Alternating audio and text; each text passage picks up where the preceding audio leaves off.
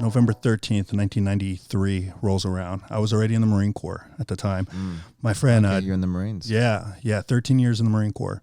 So my friend, I was at my friend Danny Larson's house. So we're heading out to, typical weekend type stuff. And his father was watching this kumite type of program. And I stopped me dead in my tracks because I was always a fan of martial arts. Again, heavily involved in boxing at the time, but more into Marine Corps, which was line training at the time before they evolved into Marine Corps martial arts. So I was into martial arts and I see this. I'm like, oh, what the hell is this? And then his father told me about, it's an Ultimate Fighting Championship. And then I see this little skinny kid in his pajamas. I'm like, oh, this little dork's going to get jacked up bad right?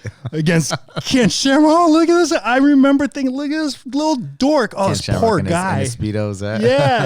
And you just jacked, look at action figure, right? Yeah. And then I see him choke him out. I didn't even understand. I'm like, what? And then so fast forward, I see it again and again and again.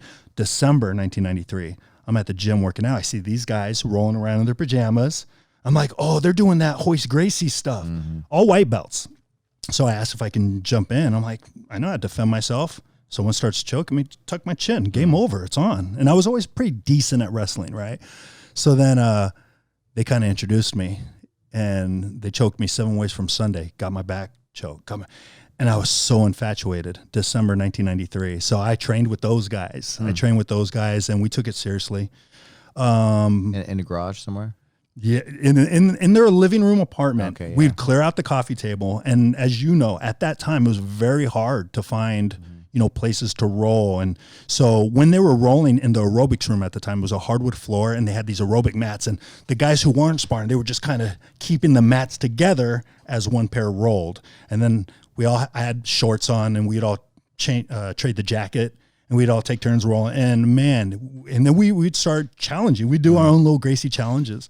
And we challenge people from collegiate wrestling teams. We were doing well. So I used to challenge people too. Yeah, right. Yeah, those are the days, right? Yeah, you just any way you can get it. Yeah. Any way you can get it. My martial art is better than your whatever you do. Right. And so we're talking like UFC 5, UFC 6. I was actually, you know what, I want to do this. So I didn't have any accolades or credentials at the time. So I actually spoke to Art Davey about getting in the UFC. And he was asking me, well, what kind of boxing titles do you have? None. What kind of black belt do you have? None. Yeah, we're looking for more seasoned people. And I know what I'm looking at. See, more seasoned people. UFC. Yeah, so it's like, basically they were looking for a story at that time. I'm like, all right, roger that. I'm going to use this time, train, and I'll give them a story. I'll give them whatever story. Maybe I'll be a pit fighter, So anyways, the short story, got injured. And at that time, it was a little too easy to float away from it because there wasn't this culture that kind of cheered it on. It's almost like one of those dirty little things like, oh, cage fighting? Why would you win? So I kind of floated away. At that point, right, it got put into, they were fighting in Alabama and Mississippi and those places that would still sanction Oklahoma. Just places that would sanction it still because it got shut down, right? McCain.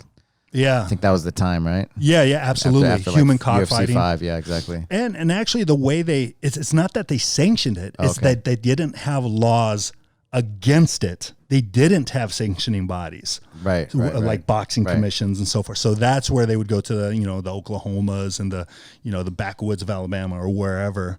And Joe Rogan always talks about where they didn't have sanctioning bodies. Where they didn't have sanctioning bodies to say it was illegal. So I guess during the way they got Mark Ratner, who was a former Nevada State Athletic Commissioner in the boxing days, they kind of hired him on to make it legislative pretty, to package it to what will make them say yes and essentially check it off. And here we are, $4.2 billion later in the industry. So how did I get into jiu-jitsu? So I got injured. It was about 95-ish. I spent a good 10 years away from it, but just kind of admiring the culture from afar. Yeah, it was hard to learn there was a lot of teachers out there, right? Right. So then in 2005, I just said, you know what, screw it. I was pretty good when I was rolling with the guys. I just signed up for a tournament. No academy affiliation or anything. Just signed up. And it was the Pan Ams of all things. Oh, wow. So I'm like... What year was that? 2005. Oh, okay. I think I was, what was 2005? I think I probably reffed that one. Did you really? Yeah. And I think I was the last one I actually reffed. well, so check this out. This is where in the early days, like in the 90s, you had to be at least a blue belt to compete. I'm sure you remember that. Right. I bought a blue belt just in case. It's Wow. like, I think shine. I just want to compete. I don't care. I'll say I'm a blue belt. So then, sure enough, they did let white belts compete. So I was able to compete. And literally the day before, I'm like, I better find a place. So I took an intro lesson with the guy who I ended up staying with. It was a guy named Rodrigo Teixeira. Oh, okay. And it was Friday was their no-gi day. So I took a trial lesson. Loved it. It was everything I remembered, the exhilaration. And then I was like, hey, so Rodrigo, tomorrow's that competition. Because it was no-gi. It was and I don't even think, it wasn't the IBJJF. Oh, I see. It was the no-gi pans or worlds or something like that. Yeah, it was right? no-gi pants. Okay. Exactly.